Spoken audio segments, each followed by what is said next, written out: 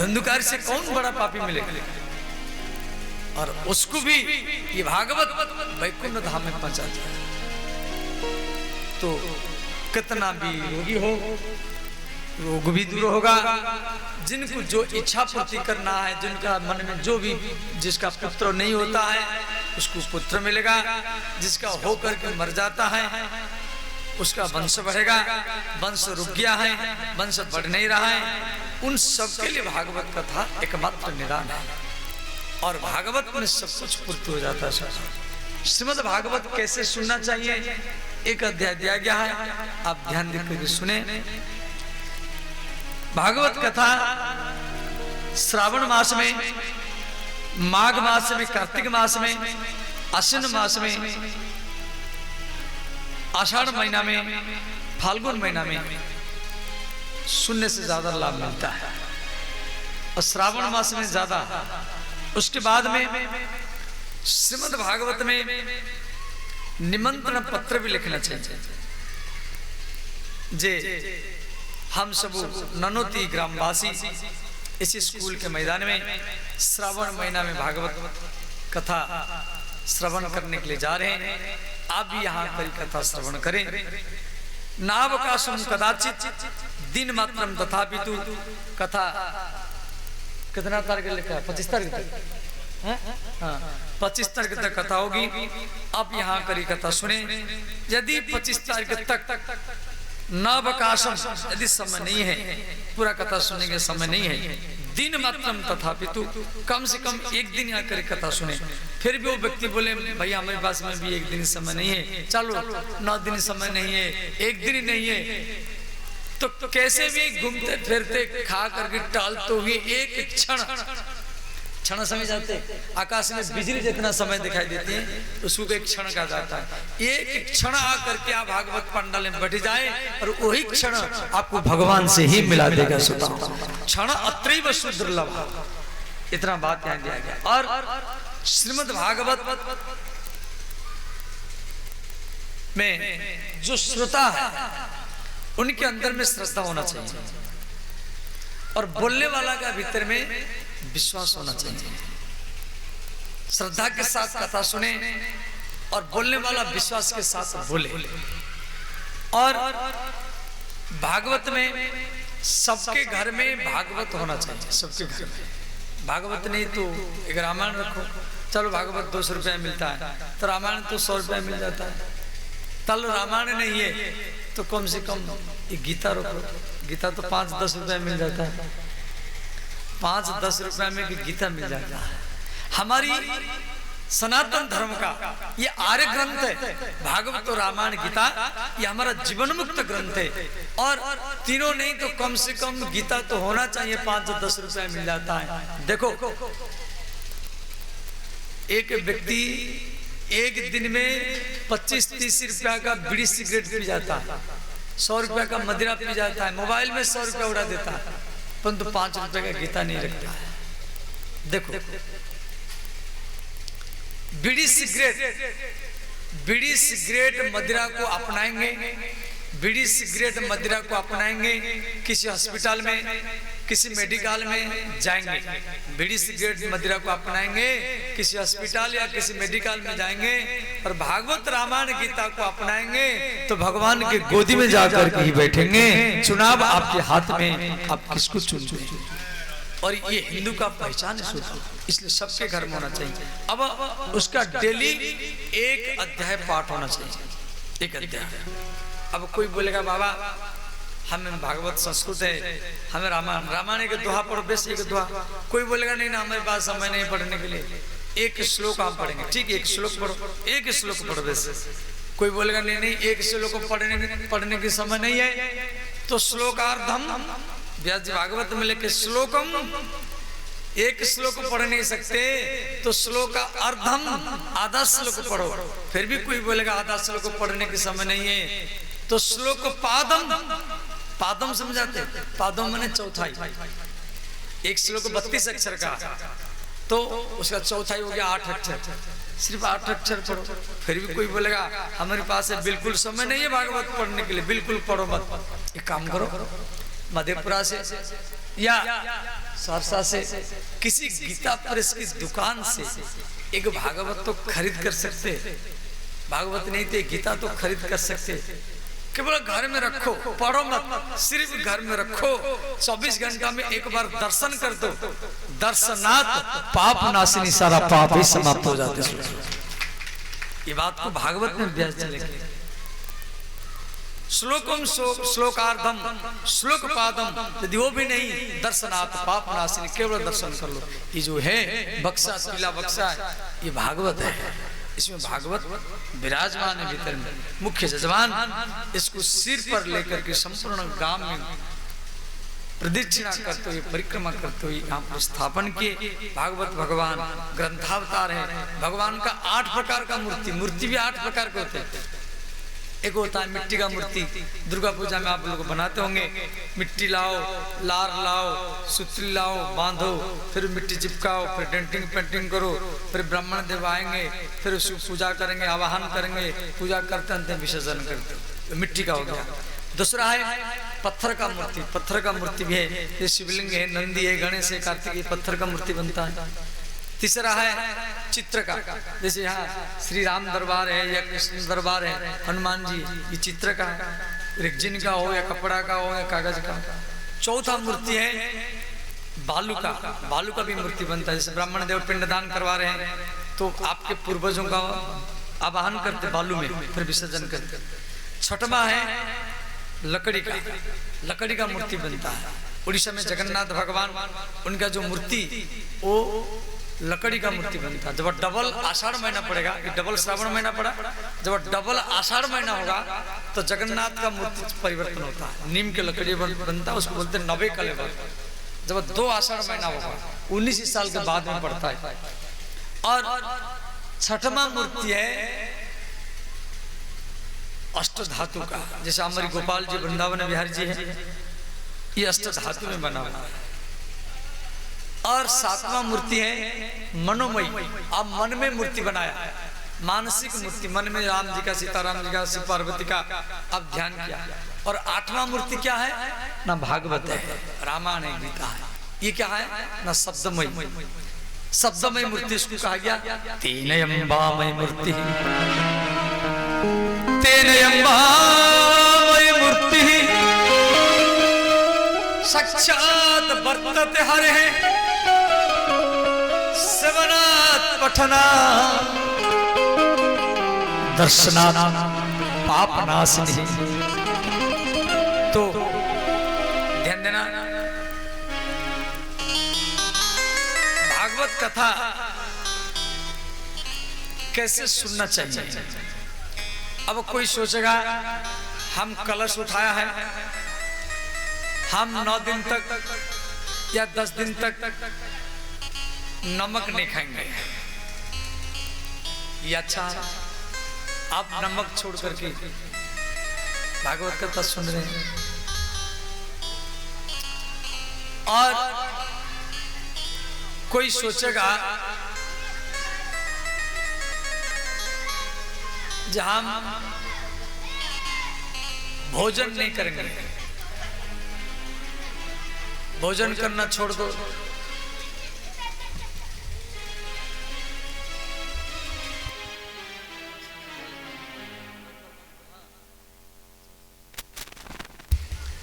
कोई सोचेगा जहां हम भोजन नहीं करेंगे कथा सुनेंगे, वो भी ठीक है। अब इतना दिन भूखे रहना ये भी तो एक प्रकार की तपस्या है, इतना दिन भूखे कैसे रहेंगे। कोई सोचेगा हम दोनों टाइम फलाहार करके कथा सुनेंगे, वो भी ठीक है, परंतु आपका मन भागवत में होना चाहिए। कोई सोचेगा देखो हम दिन भर भूखे रहेंगे और कथा सुनने के बाद में जाकर के भोजन करेंगे, वो भी ठीक है। दिन भर भूखे रहो, कथा सुनने के बाद में भोजन करो, परंतु आप कथा सुनते समय आपको भूख लग रहा है, आप सोचेंगे बाबा जल्दी कथा बंद कर हम जाके भोजन करें, तो कथा का लाभ नहीं मिलेगा। कोई सोचेगा हमें दोनों टाइम रोटी खाएं, वो भी ठीक है, दोनों टाइम रोटी खाओ, भोजन करो, भात खाओ, चावल खाओ, परंतु आपका मन कथा में होना चाहिए। ये मुख्य बात, उपासना से मुख्य नहीं। मुख्य है आप दिन भरी भूखे हैं और इधर उधर फिल्म देख रहे हैं, व्रत करने से क्या फायदा? आपका मन भगवान में होना चाहिए। आप दोनों टाइम खाओ, एक टाइम खाओ या बिल्कुल मत खाओ, आपका मन कथा में होना चाहिए। कोई सोचेगा हम बैठ नहीं सकते तो डेली कथा 4 घंटा होगा, और 4 घंटा बैठ नहीं सकते, कुर्सी में बैठेंगे तो कुर्सी में बैठी कथा सुनो। कोई सोचेगा मैं बैठ नहीं सकता तो खड़ा के सुनूंगा, तो खड़ा के सुनो, वो भी ठीक है। कैसे सुने? कोई सोचेगा बाबा हमें 4 घंटा तक ऐसे नहीं बैठ सकते, पैर फैला कर बैठेंगे, पैर फैला कर बैठो, परंतु आपका मन कथा में होना चाहिए। ये मुख्य बात। कैसे भी आप, कोई सोचेगा हम लेट कर कथा सुनेंगे, इतना बड़ा मैदान है, आप खाट लगा सकते, बेंच में लेट करके, माइक लगा हुआ है गांव में, और जहां नहीं लगा वहां का लग जाएगा, तो आप अपनी छत के ऊपर लेट करके भी कथा सुन सकते हैं, परंतु आपका मन कथा में होना चाहिए। अब कोई सोचेगा जी बाबा हम लेट करके, बैठ करके, सो करके, ठीक है, कैसे भी सुने, आपका मन कथा में होना चाहिए। ये मुख्य बात है।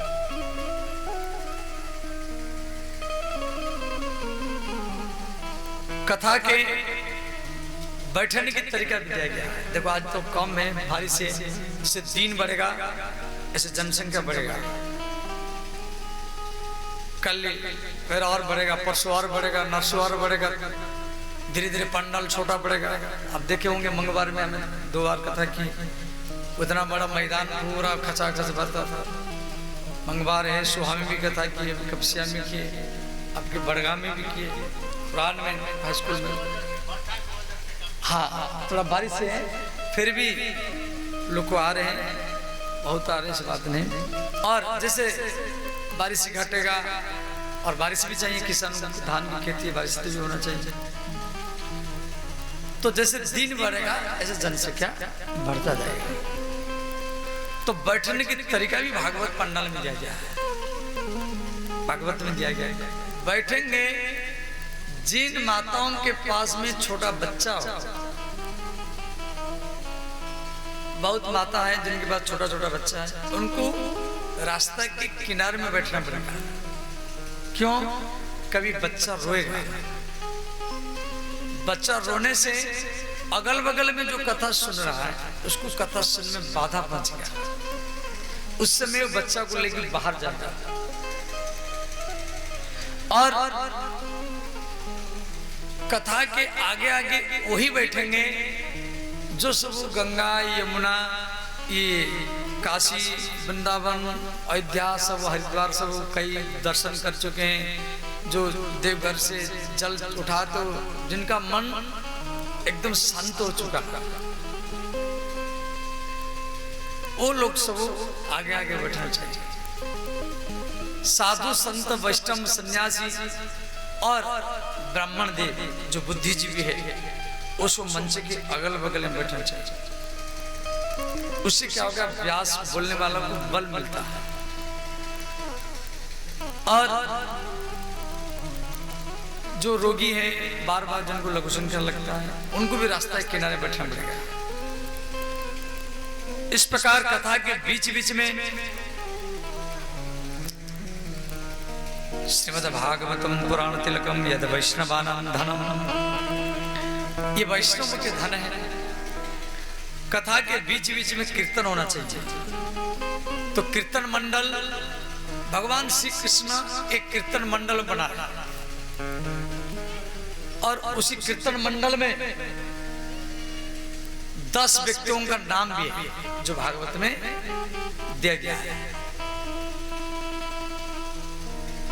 प्रहलाद तालधारी तरल गति तया। देखो ये कथा लाइव टेलीकास्ट हो रहा है, सारा भारत के लोग देख रहा है, और आपका यूट्यूब में कल सबके मोबाइल में आना चालू हो जाएगा। तो इसीलिए आपको प्रयत्न के साथ, क्योंकि मैं गांव का भी क्रेडिट लिखा, मैंने ये नवनोती गांव और भागवत कथा इसी एड्रेस में चलेगा। तो आप जितना संजय में रहेंगे बाहर का लोग भी इतना देखेगा। तो ध्यान देना, कथा के बीच में कीर्तन होना चाहिए और भगवान कृष्ण का जो कीर्तन मंडल उसमें 10 व्यक्ति उनका नाम भी यहां पर दिया गया है। प्रहलाद तालधारी, श्री कृष्ण के कीर्तन मंडल का प्रथम सदस्य प्रहलाद, जो तालों का ज्ञान। संगीत में ताल होता है, ताल भी कई प्रकार के होते हैं। जैसे 3 ताल है, ये 16 मात्रा होता है, 4 चरण, धा दिन दिन दा, धा दिन दिन दा, ता दिन दिन दा, धा दिन दिन दा। ये तबला के ऊपर बजाई।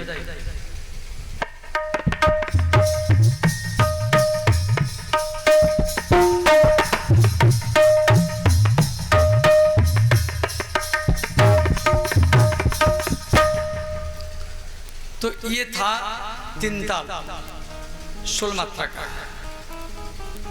अब कहरवा ये प्रहलाद जी बता रहे हैं, श्री कृष्ण के कीर्तन मंडल का प्रथम सदस्य प्रहलाद जो तबला बजाते थे, प्रहलाद तालधारी। जैसे कीर्तन का दीपचंद ये 14 मात्रा का है, झापताला है 10 मात्रा का है, और कहरवा ये 8 मात्रा का होता है। धागे नती नक धीनी, धागे नती नक धीनी, धागे नक धीनी।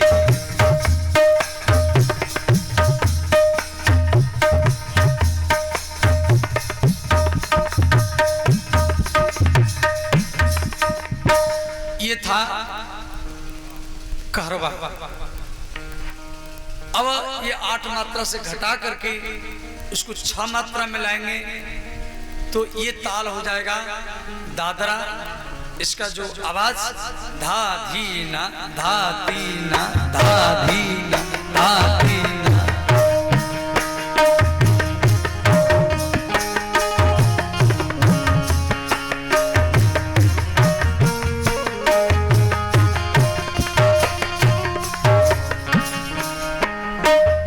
और ये ताल का नाम था दादरा। और इसको बढ़ाएंगे तो ये हो जाएगा खेमटा। यदि ताल को बढ़ाएंगे तो ये ताल होगा खेमटा। उसका आवाज कैसा? धाधीना नातीना धाधीना नातीना। हर हर महादेव।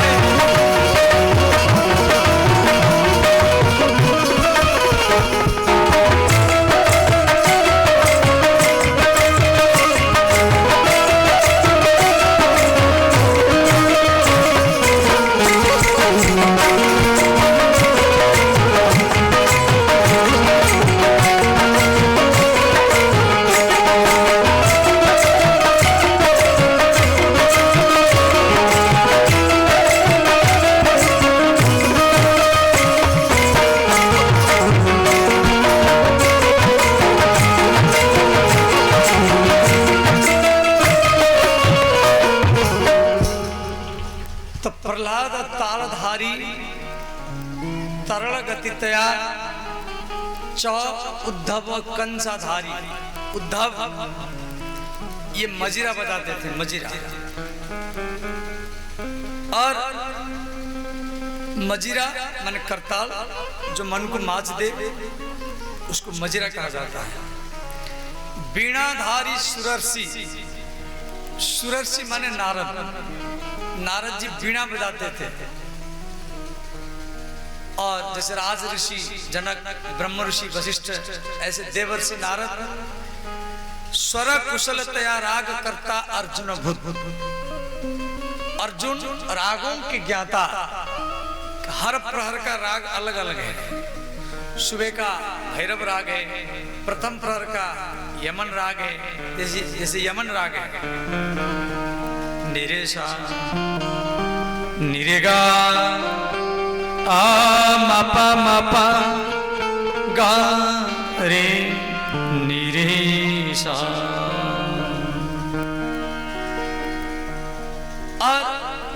जैसे मध्याह्न रात है, तो मध्याह्न रात में हम शिवरंजनी राग चलाएंगे। सारे गा पा धा सा सा धा पा गा रे सा, ये हो गया शिवरंजनी राग। ऐसे दीपक राग, केदार राग, मेघमल्लार राग, सब वृंदावन सारंगी राग और अनंत राग है। हमारे भागवत परिवार का भी राग है। इसको 3 राग मिला करके इसी राग को हम मिलाए, इसका नाम रख दिया गया भागवत परिवार राग। हमारी संस्था के नाम भागवत परिवार, इसमें 22 टीम है। इसी संस्था से जो सो कथा करते अलग अलग जगह में, सब इसी राग में चलाते हैं, जिसमें मैं श्लोक गाता। नहं वसामि वैकुंठे, नहं वसामि वैकुंठे, योगिनां हृदयेन च मद्भक्ता गायन्ति,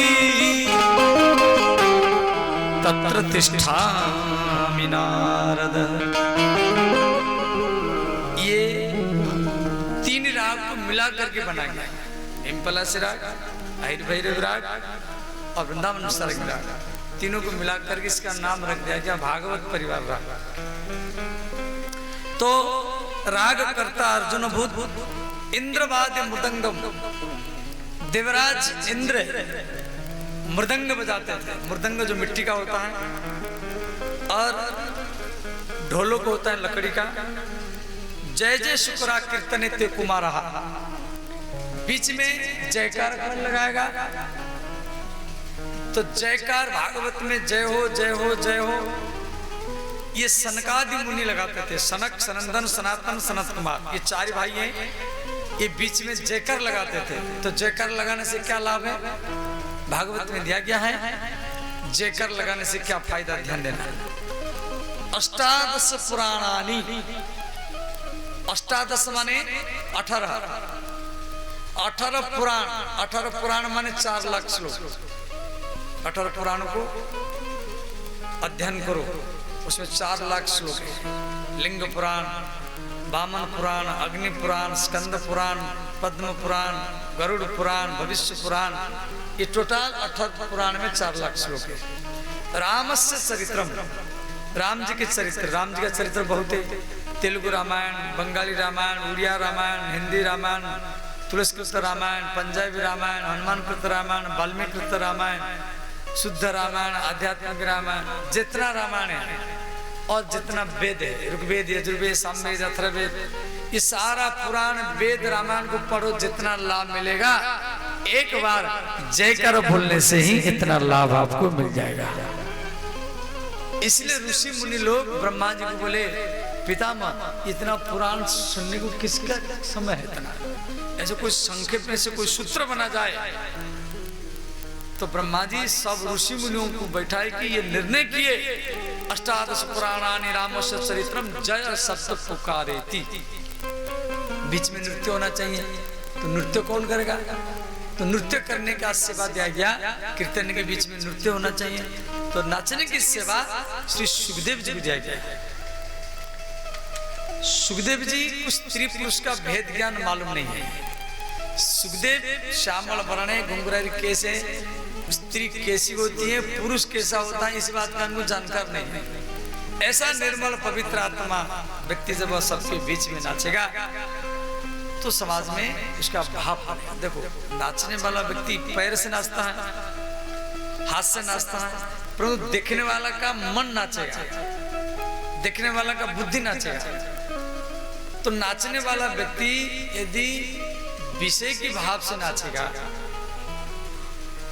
तो देखने वाला का मन भी विषय में डूब जाएगा, और नाचने वाला व्यक्ति यदि भगवान के भाव में नाचेगा तो देखने वाला का मन भी भगवान में ही डूब जाएगा। और किसके मन को भगवान में लगा देना, ये सबसे बड़ा सेवा है, समझ गए। और भागवत सबके घर में तुलसी होना चाहिए। तुलसी हमारे हिंदू का पहचान है। सबके घर में भागवत रामायण गीता होना चाहिए। ये हमारे हिंदू का पहचान है।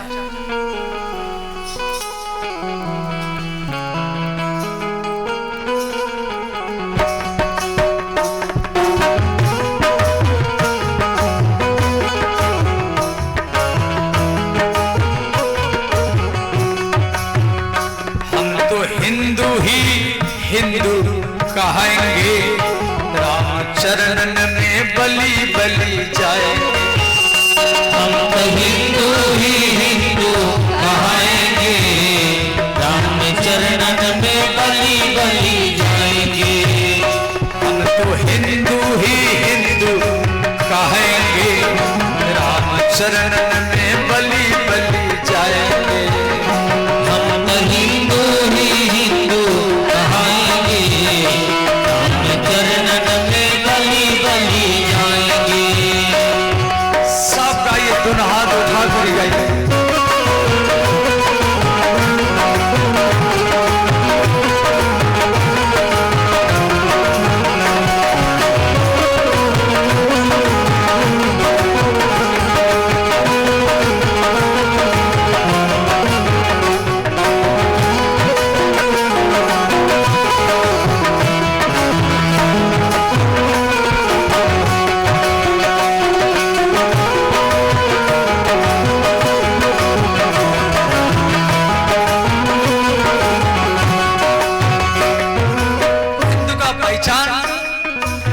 सबके आंगन में तुलसी होना चाहिए। आंगन में तुलसी हो। तुलसी कौन है? नाम महालक्ष्मी है। देवी भागवत में, देवी भागवत दो है, एक भागवत एक देवी भागवत। देवी भागवत में स्वयं लक्ष्मी माता तुलसी के रूप में सबके आंगन में रहती है। आप तुलसी के नीचे जो पत्ता गिरता है वो पत्ता को उठा करके आप पूजा करो, उसको पाओ, आपके जीवन में कभी भी दरिद्रता नहीं आएगी। जो पत्ते नीचे गिरते हैं, एक तो होता है तोड़ कर गिलाना, तोड़ कर गिलाओ ये भी अच्छा है, वो तो पूजा में लाते होंगे। परंतु जो पत्ते स्वतः ही नीचे गिर जाते हैं, उन पत्तों को आप उठाए के लाया, उसको पाया और या शालिग्राम में या पूजा में लिया, उसको पा लेना कर, तो आपके जीवन में कभी दरिद्रता नहीं आएगी। महालक्ष्मी का अवतार ही तुलसी। भगवान विष्णु शालिग्राम के रूप में है और शालिग्राम की पत्नी तुलसी है। जिसके घर में शालिग्राम हो तो सुलाते समय में तुलसी अवश्य रखना चाहिए।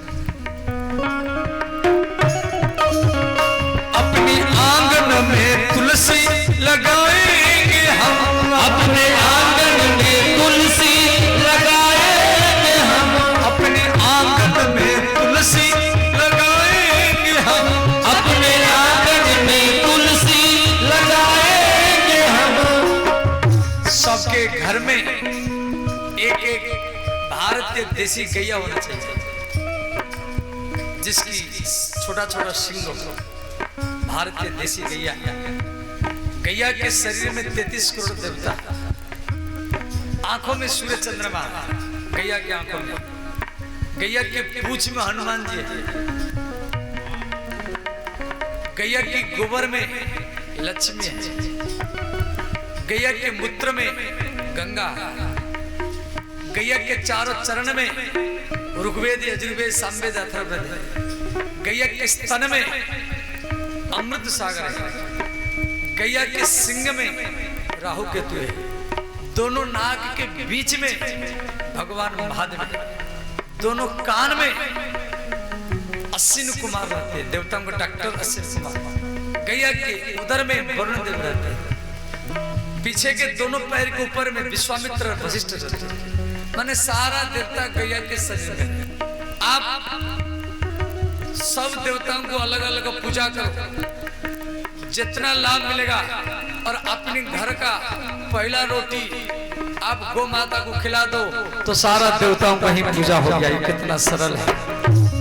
आप गैया को एक केला खिला दो, वो केला हनुमान जी के मुख में चला जाएगा, क्यों? गैया के पूछ हनुमान जी रहते, इसलिए गैया के दूध से बना हुआ घी को यज्ञ में प्रयोग किया जाता है। अपने आंगन में गैया दुहाएंगे हम, अपने आंगन में गैया दुहाएंगे हम, अपने द्वार पे गैया दुहाएंगे हम, अपने द्वार पे गैया दुहाएंगे हम, अपने द्वार पे गैया दुहाएंगे हम, अपने द्वार पे गैया दुहाएंगे हम।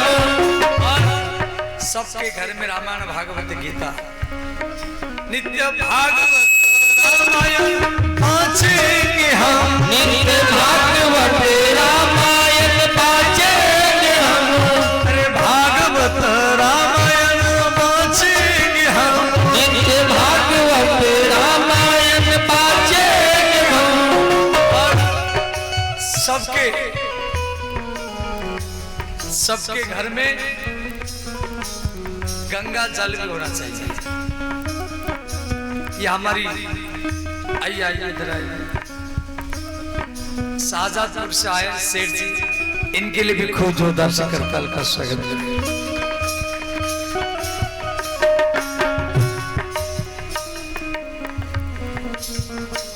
नित्य यमुना और गंगा नहाएंगे, राम चरणन में बलि बलि जाए। हम तो हिंदू ही हिंदू कहाएंगे, राम चरणन में बलि बलि जाएंगे।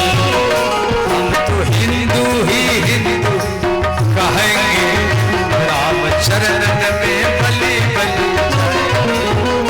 हम तो हिंदू ही हिंदू कहाएंगे, राम चरणन में बलि बलि जाएंगे। हर हर महादेव।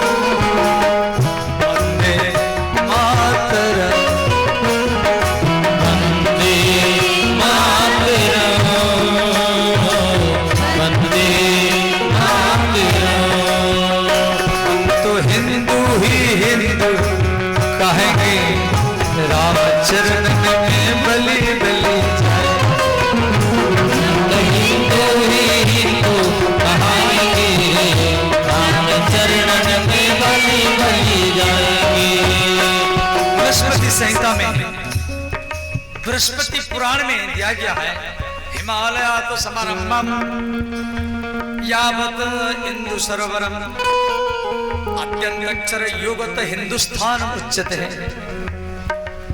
ये दुनिया का सबसे बड़ा पहाड़ हिमालय, हिमालय से बड़ा पहाड़ नहीं है। हिमालय का पहला कर ही, बगल में चाइना है, परंतु चाइना महासागर नाम नहीं है, ऑस्ट्रेलिया महासागर नहीं है, अफ्रीका महासागर नाम नहीं है, परंतु हमारी भारत के नाम पर भारत महासागर, हिंद महासागर, कलकत्ता के पास बंगोपसागर, बम्बई के पास अरब सागर, और दोनों मिलाकर के हिंद महासागर। तो हिमालय का पहला अक्षर ही इंदु, इंदु माने समुद्र, इंदु शब्द का अर्थ समुद्र। हिमालयात समारंभम यावत इंदु सरोवरम आद्य अंत अक्षर योगतः। हिमालय का पहला अक्षर ही और इंदु का अंतिम अक्षर है दु, आद्य अंत। हिमालय का आद्य और इंदु का अंतिम अक्षर इंदु, आद्य अंत अक्षर योगतः जोड़ दो। हिंदुस्तान उच्चते, हम तो हिंदू ही हिंदू कहेंगे, राम चरणन में बलि बलि जाए। हम तो हिंदू ही हिंदू कहेंगे, राम चरणन में बलि बलि जाएंगे। राम चरणन में बलि बलि जाएंगे, राम चरणन में बलि बलि जाएंगे। इस प्रकार ये महात्मा की कथा थी। अब एक श्लोक पाठ करेंगे, फिर मैं कथा को विराम दूंगा। और ये श्लोक पाठ करेंगे तभी हमको भागवत का पूरा लाभ मिलेगा। सब हाथ जोड़ लीजिए, श्री नारायण भगवान का ध्यान करें। भगवान नारायण के सिर पर मुकुट है, कुंडल है, 4 हाथ है। ओम नारायणं नमस्कृत्य, ओम नारायणं नमस्कृत्य, ओम नारायणं नमस्कृत्य, ओम नारायणं नमस्कृत्य, नरं चैव नरोत्तमं, नरं चैव नरोत्तमं, नरं चैव नरोत्तमं, नरं चैव नरोत्तमं। देवीं सरस्वतीं व्यासं, देवीं सरस्वतीं व्यासं, देवीं सरस्वतीं व्यासं, देवीं सरस्वतीं व्यासं। ततो जयम् उदीरयति, ततो जयम् उदीरयते, ततो जयम् उदीरयते। ततो जयम् उदीरयते। ओम नमो भगवते वासुदेवाय, ओम नमो भगवते वासुदेवाय, ओम नमो भगवते वासुदेवाय। ओम नमो भगवते वासुदेवाय। सब आँख खोल लीजिए। इस श्लोक इसलिए पाठ कराए, इस श्लोक 18 पुराण में, हर पुराण में श्लोक है। इसको पाठ करने से तभी पुराण सुनने का और सुनाने का लाभ मिलता है। श्रीमद् भागवत। ओम तत्सत श्री गणेशाय नमः। तो प्रथम स्कंदः प्रथम अध्याय। श्री सुतोवाच जन्मादस्य यतः अन्य आदितरतः चार्थे सभिज्ञं सुराट तेन ब्रह्म हृदय आदि कवे मुह्यन्ति यत् सूरयः तेजवारि मदां यथा विनिमय यत्र त्रिसर्गमुषः धाम्ना स्वेन सदा निरस्तकुहकं सत्यं परं धीमहि। इस श्लोक का चर्चा हम कल करेंगे। आज